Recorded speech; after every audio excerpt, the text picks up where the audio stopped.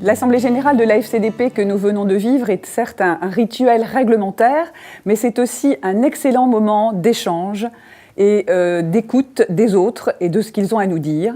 Pour ma part, j'ai exposé avec Pierre-David Vignol, avocat, la problématique du man in the middle, c'est-à-dire de l'analyse des flux HTTPS.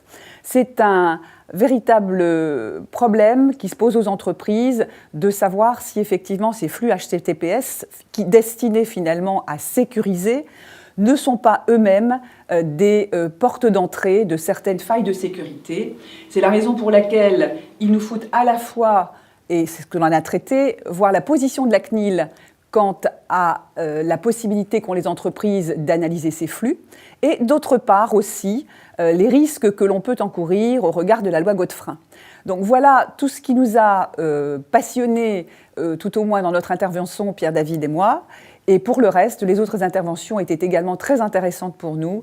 Et je pense que l'assistance à l'Assemblée générale, nonobstant le fait que nous pouvons désormais voter par un vote électronique, reste un moment fort de l'année à FCDP.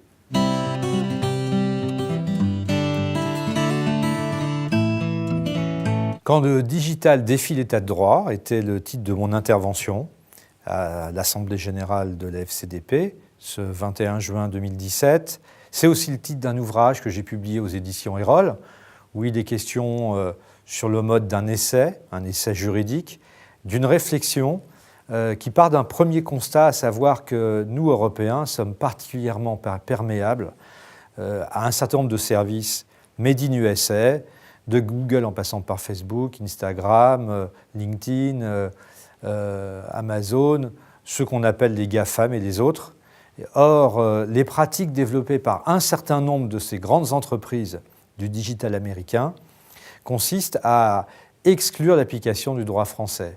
Et non seulement à l'exclure dans leur contrat, mais également à importer, consciemment ou pas, dans les langages et les concepts, le langage et les concepts qui sont dans leur contrat, des concepts donc qui sont de droit anglo-saxon. Et donc mon propos a été organisé en quatre phases: liberté d'expression et free speech, vie privée, privacy, copyright et droit d'auteur, loi et un nouveau mot, la gouvernance ou governance, et donc voir quel est le rapport de l'un à l'autre. Et cette intervention était particulièrement opportune cette année où le règlement général sur la protection des données va entrer en application dans quelques mois, et cette année où peut-être enfin on va affirmer, notamment dans le domaine des données à caractère personnel et de la vie privée, eh bien, une certaine souveraineté numérique européenne.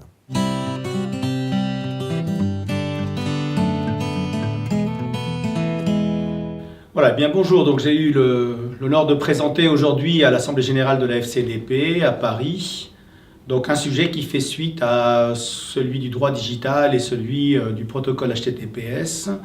Donc un sujet qui concerne la gouvernance de l'accès à un entrepôt de données biologiques et médicales au sein d'un centre hospitalier universitaire. Alors au-delà de la problématique technique qui en elle-même est assez importante puisqu'elle nécessite des compétences très particulières, il s'agissait surtout pour ce domaine de la recherche qui est celui de l'utilisation secondaire des données, de faire la différence avec le cadre, on va dire, classique de la recherche fondamentale en médecine, et puis donc d'exposer quelles étaient les conditions qui permettaient d'encadrer cette utilisation secondaire des données à travers un entrepôt, au travers ne serait-ce que de la qualité scientifique, les aspects éthiques et la protection des données à caractère personnel. Et donc c'est ce modèle-là de gouvernance que j'ai présenté et que nous allons mettre en œuvre dans mon établissement. Voilà, le sujet a été plutôt apprécié et il y a eu pas mal de questions.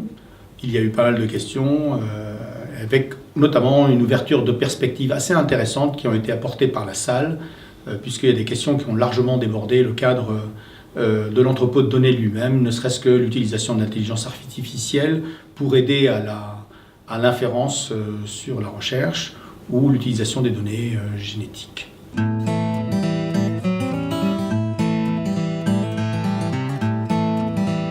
Le métier de délégué à la protection des données, vous le savez, est passionnant à plusieurs titres, notamment parce qu'il nous oblige à nous remettre en cause très fréquemment, très régulièrement. Et par le passé, vous avez été obligé de vous former au Wi-Fi, au cloud computing, à la biométrie, au big data, au data mining, j'en passe, et des meilleurs et des plus complexes. Et là, aujourd'hui, on est confronté à une nouveauté qui est la blockchain, qui est une technologie disruptive et très, très prometteuse. Donc aujourd'hui, dans mon intervention, ce que j'ai souhaité faire, c'est tout d'abord démystifier et vulgariser cette technologie pour être capable ensuite de la passer à l'aune de notre analyse de conformité informatique et liberté et bien sûr du futur règlement. Et je pense avoir montré qu'il y avait un certain nombre de points, au moins de vigilance, sur lesquels un DPO devra absolument se pencher.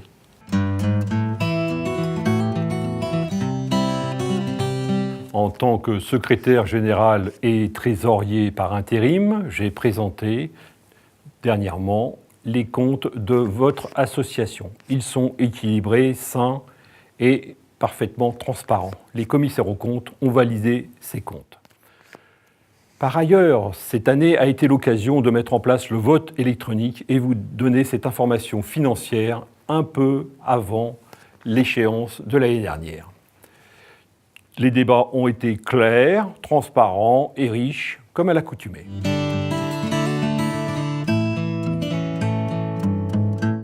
Cet après-midi, j'ai eu le plaisir et l'honneur de présenter le rapport moral pour l'année 2016 de la FCDP, notre association. Cette présentation a été l'occasion d'échanger avec les adhérents présents au Forum des images sur l'actualité 2016 des données à caractère personnel et de notre association. 2016 a été une année particulièrement chargée, avec notamment l'adoption du texte définitif du règlement européen sur la protection des données personnelles et de différents textes français, dont la loi Le Maire, qui ont fortement impacté l'activité des correspondants informatique et liberté. Face à cette actualité, l'association a passé beaucoup de temps et d'énergie à développer des outils, des solutions pour que chacun d'entre nous puisse travailler au mieux de ses capacités, au mieux de ses moyens. Nous pouvons citer la version annotée du règlement européen, nous pouvons citer la création du job board qui permettra de trouver les compétences nécessaires à la mise en œuvre du RGDP. Nous avons pu également faire un premier retour sur le premier semestre 2017 qui est caractérisé par une très forte dynamique d'adhésion à l'association et qui globalement montre un doublement du rythme d'adhésion à la FCDP, qui montre bien que celle-ci occupe désormais une place centrale dans le paysage de la protection des données personnelles en France.